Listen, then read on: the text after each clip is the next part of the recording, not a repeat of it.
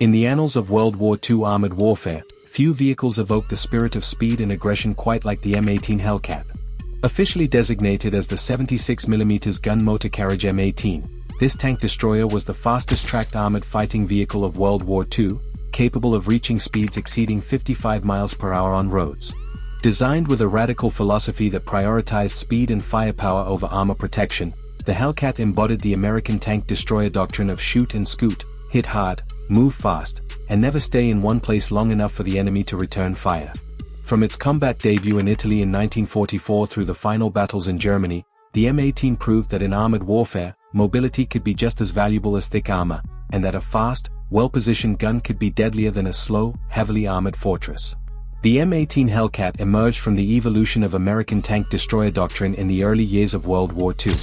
American military theorists, observing the German blitzkrieg tactics that devastated Poland and France, became convinced that massed armored formations represented the primary threat future American forces would face. The solution, they believed, was not to engage enemy tanks with American tanks in direct combat, but rather to create specialized tank destroyer units equipped with highly mobile, powerfully armed vehicles that could rapidly concentrate at threatened points, ambush enemy armor, and then relocate before counterattack. This doctrine led to the development of various tank destroyer designs, including the M10 Wolverine with its 3-inch gun and the M36 Jackson with its 90mm gun. However, these vehicles, while effective, were relatively slow and based on existing medium tank chassis. What the Tank Destroyer Command wanted was something purpose-built from the ground up for speed, a vehicle that could outrun any tank on the battlefield and reach critical positions before the enemy could react. The development of what would become the M18 began in 1942 when the Ordnance Department issued specifications for a new tank destroyer emphasizing maximum speed and mobility.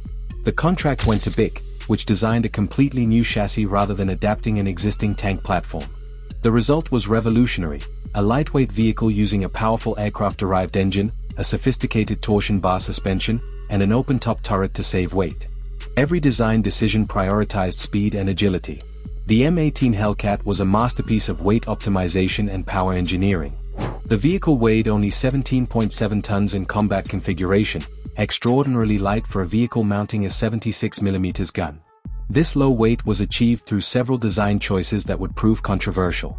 The armor was thin by any standard, only 12.7mm on the hull sides and rear, with a maximum of 25mm on the frontal hull.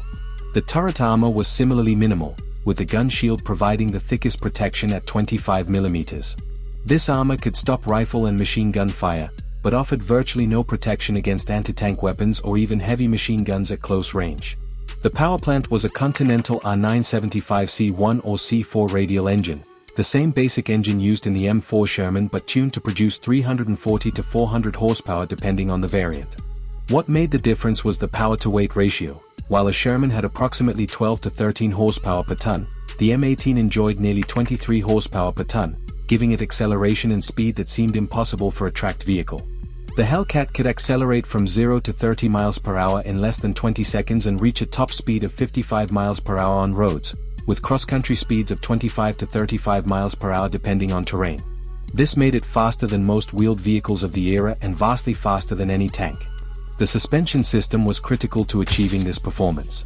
The M18 used a torsion bar suspension with 5 road wheels per side, providing excellent weight distribution and a remarkably smooth ride even at high speeds. The wide tracks kept ground pressure low, allowing the Hellcat to traverse soft terrain that would bog down heavier vehicles. The combination of powerful engine, efficient transmission, and advanced suspension made the M18 incredibly agile. It could execute sharp turns at speeds that would throw the tracks off less sophisticated vehicles. The main armament was the 76mm M1A1 or M1A2 gun, the same weapon being introduced on later model Shermans. This gun could penetrate approximately 109mm of armor at 1,000 yards with standard armor-piercing ammunition, making it effective against most German tanks except the Tiger and Panther at longer ranges. The gun was mounted in an open-top turret that could traverse 360 degrees, with a maximum elevation of 19 degrees and depression of -10 degrees. The open top, while reducing protection, significantly reduced weight and improved crew visibility and situational awareness. The crew consisted of 5 men: commander, gunner, loader, driver, and assistant driver. The open turret meant the crew was exposed to artillery fragments, grenades, and small arms fire, but it also provided excellent visibility and allowed the crew to escape quickly if the vehicle was disabled. The interior was cramped but functional, with 45 rounds of 76mm ammunition stored in racks throughout the vehicle. The M18 Hellcat first entered combat in the Italian campaign in the summer of 1944. The mountainous terrain of Italy, with its winding roads and limited maneuver space, was not ideal for exploiting the Hellcat's speed advantage. Nevertheless, American tank destroyer battalions equipped with M18s began to prove the vehicle's worth. The Hellcat's ability to quickly reposition allowed crews to engage German armor from advantageous positions, fire several shots, and relocate before German tanks or anti-tank guns could effectively return fire. If you're finding this exploration of World War II's fastest tank destroyer fascinating, please hit that like button and subscribe for more military history content. The real proving ground for the M18 came with the invasion of France and the subsequent drive across Western Europe. In the relatively open terrain of France and the Low Countries, the Hellcat could fully exploit its speed. Tank destroyer battalions would race ahead of advancing infantry in armor, secure key terrain, and ambush German counterattacks. The Hellcat's low profile made it easy to conceal, and its speed allowed it to appear where the Germans least expected. During the Battle of the Bulge in December 1944, M18 units played a crucial role in blunting German armored thrusts. The Hellcat's mobility allowed tank destroyer battalions to rapidly shift between threatened sectors, reinforce defensive positions and launching flanking attacks against German armor. In one famous engagement, a single M18 from the 705th Tank Destroyer Battalion is credited with destroying multiple German tanks in quick succession before withdrawing to a new position. The crew of Staff Sergeant Henry R. Hartmann achieved one of the most remarkable feats in M18 history when the Hellcat destroyed a German 𝐭𝐡𝐢𝐤 tank, one of the most heavily armored vehicles of the war. The engagement demonstrated that even the mighty 𝐭𝐡𝐢𝐤 was vulnerable when attacked from the flanks or rear by a fast-moving, well-positioned gun. Statistics from the European theater show that M18 units achieved impressive kill ratios.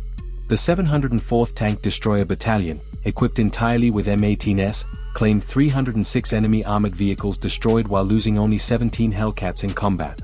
The 705th Tank Destroyer Battalion reported similar success. While these numbers should be viewed with appropriate skepticism given the difficulty of confirming kills in combat, they suggest the M18 was highly effective when employed according to its design doctrine.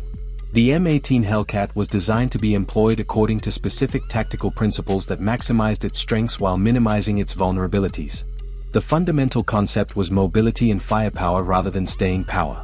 Hellcat crews were trained to use terrain, concealment, and speed to survive rather than relying on armor. The typical engagement sequence for an M18 crew involved reconnaissance to identify enemy positions, movement to an advantageous firing position using speed and terrain to avoid detection, rapid engagement of enemy targets with accurate fire, and immediate relocation before the enemy could respond. The Hellcat's speed meant that it could move several hundred yards to a new position in the time it took an enemy tank to reload and traverse its turret to the Hellcat's last known position. The open-top turret, while a vulnerability, provided excellent situational awareness. The commander could easily observe the battlefield without relying solely on vision blocks or periscopes, allowing faster target acquisition and better tactical decision-making. The ability to quickly bail out also had psychological benefits. Crews knew they had a good chance of escaping if their vehicle was hit, which helped maintain morale despite the thin armor. Tank destroyer battalions were organized with 3 companies, each typically containing 12 minutes and 18 seconds, along with reconnaissance and support elements. These battalions were intended to operate as mobile reserves, concentrating rapidly at threatened points rather than being dispersed along the entire front. This concentration of force allowed them to achieve local superiority even when outnumbered overall. Hellcat crews developed various techniques to maximize their effectiveness. Ambush positions were carefully chosen to provide cover, concealment, and multiple escape routes. Crews would often engage from hull-down positions where only the turret was visible, presenting a minimal target while maintaining full offensive capability. The practice of shoot and scoot became second nature. Fire no more than 2 or 3 shots from any position before relocating. The M18's primary strength was its unprecedented combination of mobility and firepower. No other tracked vehicle in World War II could match its speed, and few could relocate as quickly or traverse terrain as efficiently. This speed provided options that heavier, slower vehicles simply didn't have. If a position became untenable, the Hellcat could withdraw faster than enemy forces could pursue. If an opportunity for a flanking attack appeared, the Hellcat could exploit it before the enemy could react. The 76mm gun, while not the most powerful anti-tank weapon of the war, was effective against the majority of German armor when properly employed. Against Panzer IVs, 𝐒𝐢𝐤𝐤, and other medium German armor, the gun was more than adequate at typical combat ranges. Even Panthers and Tigers could be defeated with flank or rear shots, which the Hellcat speed made possible. The vehicle's small size and low profile made it easy to conceal. A Hellcat could hide in positions where a Sherman or heavier tank destroyer would be immediately visible. This contributed to the ambush tactics that defined M18 employment. However, the thin armor was a serious liability that required careful tactics to mitigate. Any hit from German anti-tank weapons would likely penetrate, and even heavy machine gun fire could damage the vehicle. The open turret meant the crew was vulnerable to artillery fragments and aerial bursts. In close-quarters urban fighting, where speed provided less advantage and exposure was unavoidable, the M18 was particularly vulnerable. The 76mm gun, while adequate, struggled against the frontal armor of German heavy tanks at longer ranges. This meant that M18 crews had to rely on maneuver and positioning rather than simply outgunning the enemy. The vehicle carried only 45 rounds of main gun ammunition, less than many contemporaries, limiting sustained engagement capability. The high speed, while an advantage, required skilled drivers. The Hellcat could be difficult to control at high speeds, particularly on rough terrain or in poor weather conditions. Inexperienced drivers could lose control or throw tracks during aggressive maneuvering.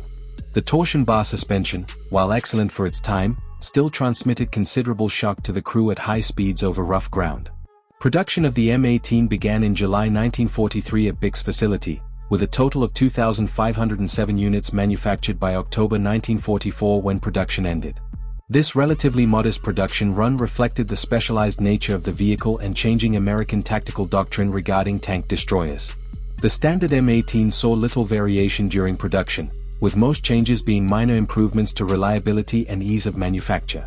The most significant variant was the M39 armored utility vehicle, which removed the turret and used the chassis for cargo and personnel transport, though only a small number were produced. After World War II, some M18s were modified with different armaments for various nations. Yugoslavia mounted Soviet 57mm anti-aircraft guns on M18 chassis, creating a self-propelled anti-aircraft vehicle. Other nations experimented with different configurations, but the basic M18 design remained largely unchanged. The M18 Hellcat served American forces through the end of World War II and continued in use during the Korean War, though in limited numbers. The mountainous Korean terrain and the nature of that conflict didn't favor the speed-oriented design, and the Hellcat saw less action than in Europe. If you're enjoying this detailed look at one of World War II's most unique armored vehicles, don't forget to like and subscribe for more military history content. More significantly, various nations acquired Hellcats after the war. Venezuela, Pakistan, and several other countries operated M18s into the 1950s and beyond.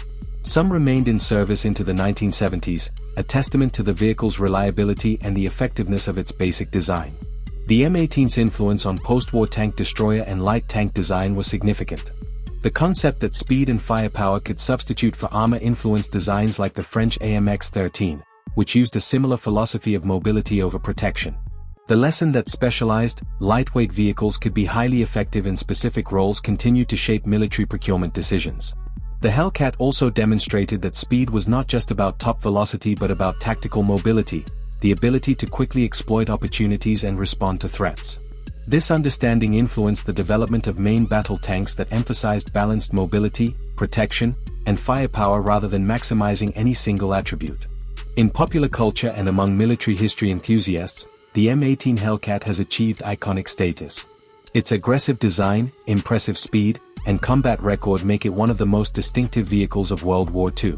Surviving examples in museums continue to captivate visitors with their sleek, purposeful appearance. The M18 Hellcat represents a road not taken in armored warfare development. The specialized tank destroyer concept, emphasizing mobility and ambush tactics over direct engagement, proved effective in World War II but fell out of favor in the post-war era.